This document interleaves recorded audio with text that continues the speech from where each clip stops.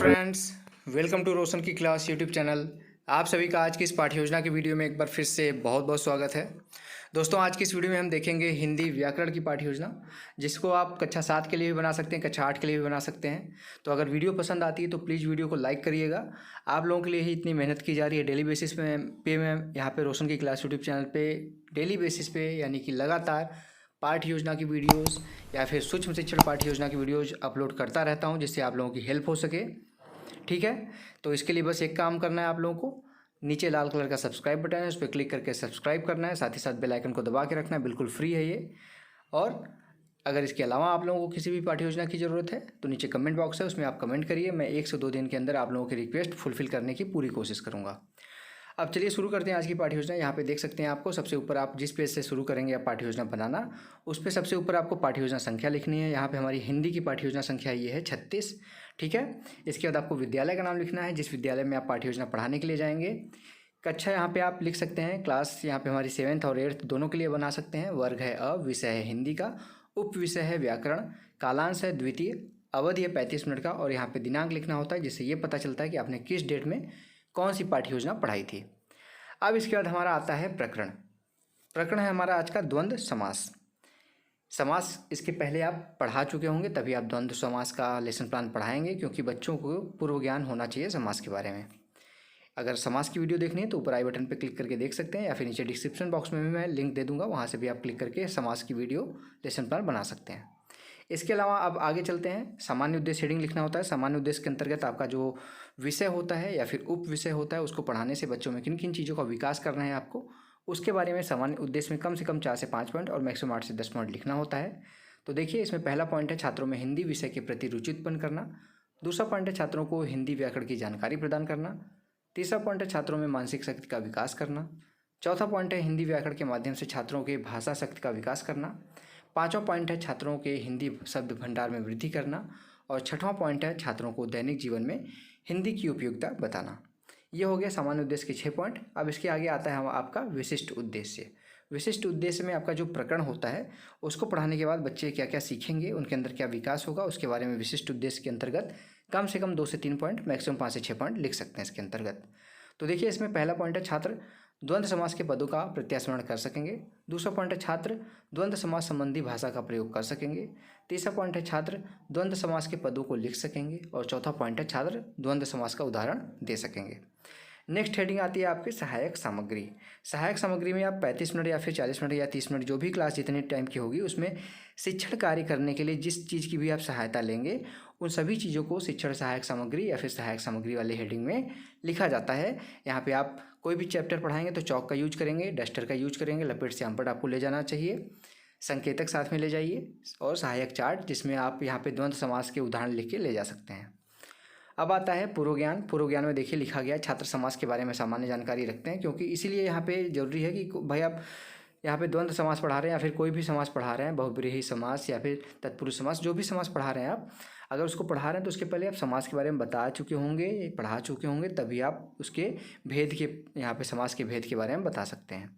तो आप समास चैप्टर पढ़ा लीजिए ज़रूर, उसके बाद आप द्वंद्व समास का लेसन प्लान बनाइए। अब इसके बाद आता है प्रस्तावना प्रश्न। प्रस्तावना प्रश्न सबसे इंपॉर्टेंट पॉइंट होता है किसी भी लेसन प्लान का, क्योंकि प्रस्तावना प्रश्न बनाने में कुछ बारीकियां ध्यान रखनी होती हैं, और इसमें 3 कॉलम का स्ट्रक्चर बनाना जरूरी होता है। क्रम संख्या, छात्राध्यापक कथन और छात्र छात्रा क्रिया। लड़की हैं तो छात्राध्यापक कथन की जगह छात्राध्यापिका कथन हो जाएगा, बस इतना अंतर होगा। और अगर आपके कॉलेज में कहते हैं क्रम संख्या छात्राध्यापक कथन वाले कॉलम में लिखने के लिए 2 कॉलम बनाने के लिए, तो वैसे ही बना सकते हैं, लेकिन स्टैंडर्ड इसी तरीके से बनता है।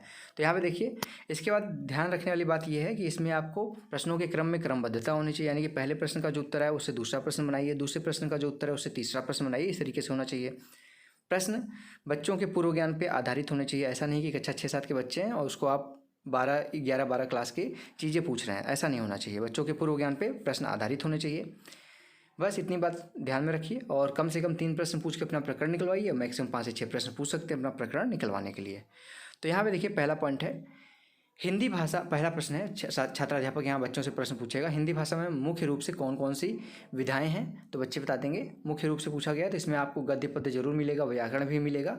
तो यहाँ पे देखिए आंसर देंगे बच्चे, हिंदी भाषा में गद्य पद्य व्याकरण एवं रचना विधाएं हैं। दूसरा प्रश्न फिर है, हिंदी व्याकरण के अनुसार दो या दो से अधिक शब्दों के मेल को क्या कहते हैं? तो बच्चे बता देंगे समास कहते हैं। फिर तीसरा प्रश्न यहाँ पे बनेगा, समास के कुल कितने भेद हैं? तो बच्चे बता देंगे समास के कुल 6 भेद हैं। फिर 6 भेदों के नाम पूछ लीजिए चौथे क्वेश्चन में, समास के 6 भेदों के नाम बताओ। तो बच्चे बता देंगे अव्ययी भाव समास, तत्पुरुष समास, द्विगु समास, द्वंद्व समास, बहुब्रीहि समास तथा कर्मधारय समास। लास्ट में आता है यहाँ पे आपका द्वंद्व समास। यहाँ से उठाइए, द्वंद्व समास के बारे में आप क्या जानते हैं? बच्चे नहीं बता पाएंगे, समस्यात्मक प्रश्न हो जाएगा। जैसे ही समस्यात्मक प्रश्न होगा अपना यहाँ पे उद्देश्य कथन बोलिए आप। छात्रों, आज मैं आप लोगों को द्वंद्व समास के बारे में विस्तार पूर्वक बताऊंगा।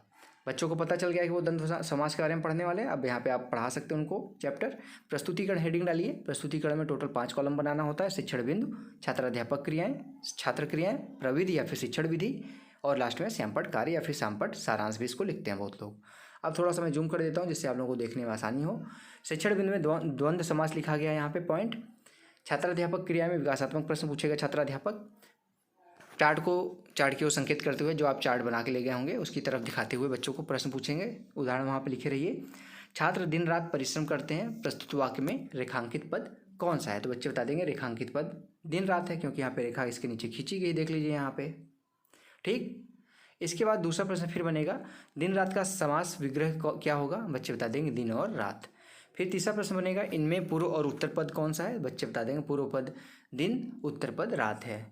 ठीक, ये प्रश्नीकरण विधि थी, तो प्रविधि वाले कॉलम में लिखिए प्रश्नीकरण प्रविधि या फिर विधि। उसके बाद स्पष्टीकरण दीजिए यहाँ पे, जिसमें 2 पद प्रधान हो तथा विग्रह करने पर और अथवा या एवं लगता हो द्वंद्व समास कहलाता है। पहचान के लिए यहाँ पे देखिए लिखा गया है, दोनों पदों के बीच प्रायः योजक चिन्ह है। यहाँ पे देख लीजिए ये योजक चिन्ह है, यहाँ पे योजक चिन्ह का प्रयोग किया जाता है। इसके बाद आता है जैसे, यहाँ पे उदाहरण दिया गया है, देश योजक चिन्ह विदेश, इसको आप लिख सकते हैं देश और विदेश। छोटा डैश बड़ा, इसको लिख सकते हैं आप छोटा और बड़ा। छात्र वाले कॉलम में लिखिए छात्र ध्यानपूर्वक सुनेंगे, ये स्पष्टीकरण विधि थी तो स्पष्टीकरण विधि लिख दीजिए। और श्यामपट कार्य वाले कॉलम में द्वंद्व समास के बारे में लिख दीजिए। इसका परिभाषा, इसमें दोनों पद प्रधान होते हैं, जैसे बुरा भला, पतला मोटा।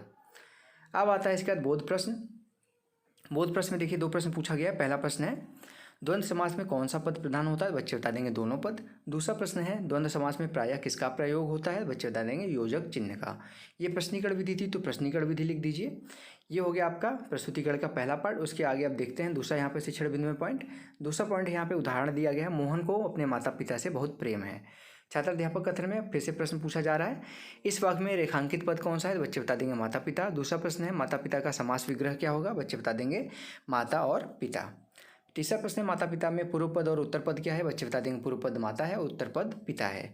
चौथा क्वेश्चन है, माता पिता में कौन सा पद लुप्त है? बच्चे बता देंगे इसमें और पद लुप्त है। पांचवा प्रश्न है, इस वाक्य में कौन सा समास है? बच्चे बता देंगे द्वंद्व समास है, क्योंकि दोनों पद प्रधान है। ये प्रश्नीकरण विधि थी तो प्रश्नीकरण विधि लिख दीजिए। इसके बाद यहाँ पे संश्लेषण होगा, इसके बारे में फिर से आप बताइए बच्चों को। जिस समास में दोनों पद प्रधान होते हैं, कोई पद गौड़ नहीं होता है, उसे द्वंद्व समास कहते हैं। इसमें इसमें 2 पदों को मिलाने वाले वाक्य या एवं का लोप हो जाता है, यानी कि वो छुपे रहते हैं।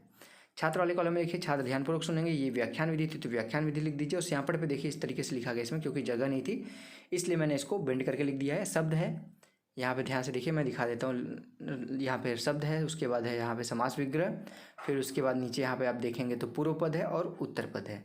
तो समास यहाँ पे है, शब्द है माता पिता और ऊंच नीच, समास विग्रह माता और पिता, ऊंचा और नीचा। पूर्व पद इसमें है माता पहले वाले में और दूसरे वाले में ऊंचा, और उत्तर पद है पहले वाले में पिता और दूसरे वाले में नीचा। ये हो गया आपका पूरा का पूरा प्रस्तुतिकरण कंप्लीट हो गया। अब इसके बाद आप यहाँ पे प्रस्तुतिकरण कंप्लीट होने के बाद आपका आता है मूल्यांकन प्रश्न।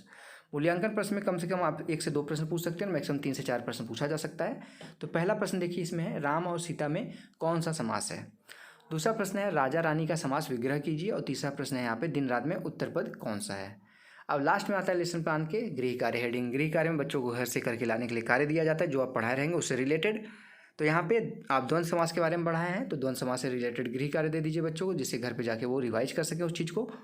यहाँ पे प्रश्न यहाँ पे दिया गया है, द्वंद्व समास को उदाहरण द्वारा स्पष्ट कीजिए। बच्चे घर पे जाके इसको उदाहरण लिख के उसको स्पष्ट करके ले आएंगे। अगली क्लास में आप इसको चेक कर लीजिएगा।